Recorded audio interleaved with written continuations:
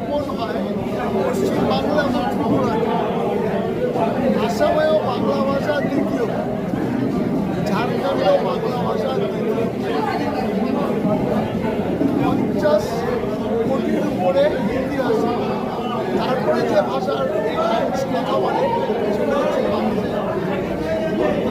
বাংলা আমাদের প্রাণ। এই বাংলা ভাষাকে প্রতিষ্ঠা করার জন্য 21শে ফেব্রুয়ারি বাংলাদেশের মানুষ করেছিল।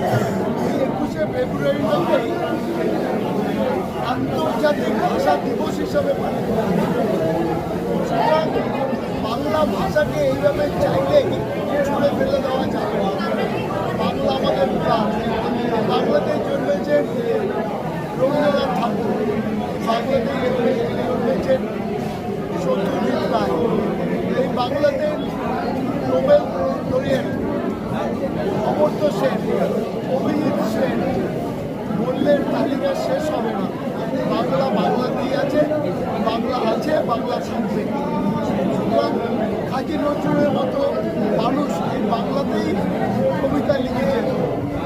ভারতবর্ষ স্বাধীনতায় বাঙালিদের প্রচুর অবদান।